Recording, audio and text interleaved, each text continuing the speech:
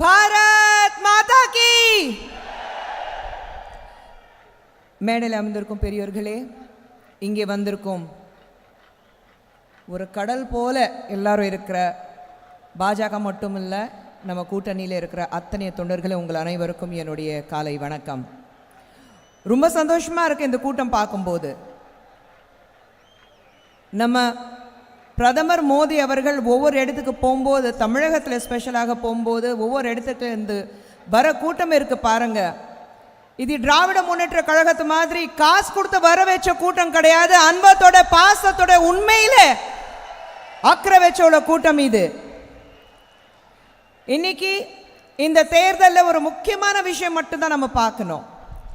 நிச்சயமாக சென்ட்ரல் பொறுத்த வரைக்கும் அப்கி பார் 400 பார், இந்த முறை நிச்சயமாக 400 தாண்டி என்டிஏ கவர்மெண்ட் இருக்க போகுது. ஆனால் பிரதமர் மோடி அவர்கள் சொல்லும் போது தமிழகத்திலிருந்து எத்தனை சீட்கள் நம்ம ஜெயிச்சுட்டு அவர் கையில் கொடுக்க போகிறோம், அது நம்ம கையில் தான் இருக்கு. இன்னைக்கு பாஜக பார்க்கும்போது அத்தனை பெரிய தலைவர்கள் மேடையில் இருக்கிறார். இபிஎஸ் அவர்கள் இருக்கிறாரு, அத்தனை பெரிய தலைவர்கள் மேடையில் இருக்கிறார். இபிஎஸ் அவர்கள் இருக்கிறாரு, அத்தனை பெரிய தலைவர்கள் மேடையில் இருக்கிறார். இபிஎஸ் அவர்கள் இருக்கிறாரு, அத்தனை பெரிய தலைவர்கள் மேடையில் இருக்கிறார். இபிஎஸ் அவர்கள் இருக்கிறாரு, சரத்குமார் அவர்கள் இருக்கிறாரு, ஏசிஎஸ் அவர்கள் வர போறாரு, டிடிவி அவர்கள் இருக்கிறாரு, மற்ற கட்சியிலிருந்து எல்லாரும் வந்துட்டு இருக்காங்க. டிடிவி தினகரன் அவர்கள் வந்துட்டு இருக்கிறாரு. இன்னொன்று மற்ற இடத்துல நீங்க பார்த்தீங்கன்னா வேற கட்சியிலிருந்து பாஜகவில் வந்து இணைகிறாங்கன்னா அதுக்கு காரணம் வந்து இந்த நாட்டுக்கு நல்லது யாராவது செய்ய முடியும்னா அது மோடி அவர்களால் மட்டும்தான் நல்லது செய்ய முடியும். ஒரு கூட்டணியில் இந்தியா பிளாக் நான் சொல்லிட்டு ஒரு கூட்டணி, அந்த கூட்டணியில் பிரதமர் மோடி அவர்கள் பார்த்துட்டு அவருக்கு குடும்பமே இல்லைன்ட்டாங்க. பிரதமர் மோடி அவர்கள் ஒவ்வொரு இடத்துக்கு போகும்போது, நேற்று கோயம்புத்தூர் போயிட்டு வந்தார், இன்னைக்கு சேலம்ல இருக்காரு, கேரளா போனாரு, தெலுங்கானா போனாரு, ஆந்திரா போயிட்டு இருக்காரு.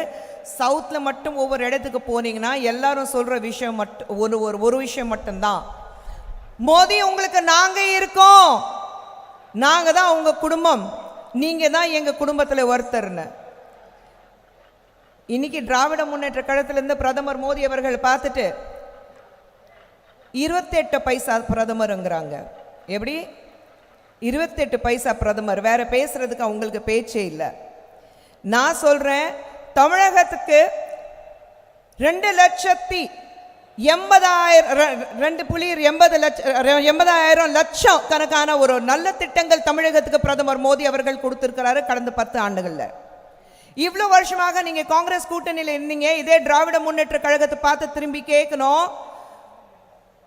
மரியாதைக்குரிய மன்மோகன் சிங் அவர்கள் ஆட்சியில் இருக்கும்போது எத்தனை லட்சக்கான ஒரு மதிப்புள்ள நல்ல திட்டங்கள் உங்களால இங்க கொடுக்க முடிஞ்சது, கொஞ்சம் உங்களால பட்டியல் எடுத்து சொல்ல முடியுமா?